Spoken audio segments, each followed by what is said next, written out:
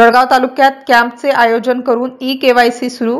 राष्ट्रीय अन्न सुरक्षा योजनेअंतर्गत अंत्योदय अन्न योजना व प्राधान्य कुटुंब योजना अंतर्गत सिद्धपत्रिका धारकांना शासकीय अनुदानित अन्न व धान्याचा लाभ सुरू ठेवण्यासाठी कुटुंबातील रेशन कार्डमध्ये नोंदणी केलेल्या सर्व सदस्यांचे ई-केवायसी पूर्ण करणे बंधनकारक आहे। ज्या सदस्यांचे ई-केवायसी मुदतीत पूर्ण होणार नाही त्यांचा अन्न धान्याचा लाभ बंद होणार आहे।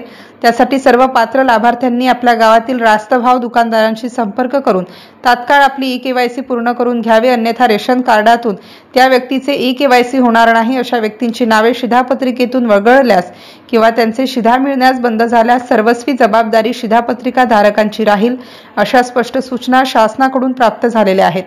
यासाठी जिल्हा पुरवठा अधिकारी यांच्या मार्गदर्शनाखाली जळगाव जामोदचे तहसीलदार पवन पाटील, पुरवठा अधिकारी गायकवाड व आठवले यांनी जळगाव जामोद तालुक्यातील स्वस्त धान्य दुकानदार यांची एकत्र सभा घेऊन तालुक्यात कोणताही व्यक्तीही ई-केवायसी पासून वंचित राहणार नाही याची दक्षता घेण्याचे आवाहन केले आहे। सर्व रेशन दुकानदारांनी आपापल्या गावामध्ये कॅम्पसचे आयोजन करून गावामध्ये दवंडी देऊन सर्व रेशन कार्ड धारकांची ई-केवायसी करण्यासंदर्भात जळगाव जामोद तहसीलमध्ये तालुक्यातील सर्व स्वस्त धान्य दुकानदारांच्या कॅम्पचे आयोजन करण्यात आले आहे।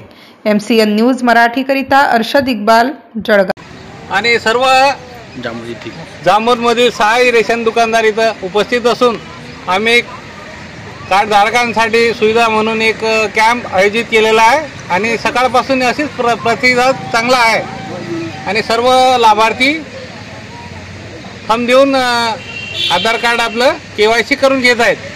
धन्यवाद। पुरवठा विभाग जळगाव जामोद तर्फे आपले सर्वांचे धन्यवाद।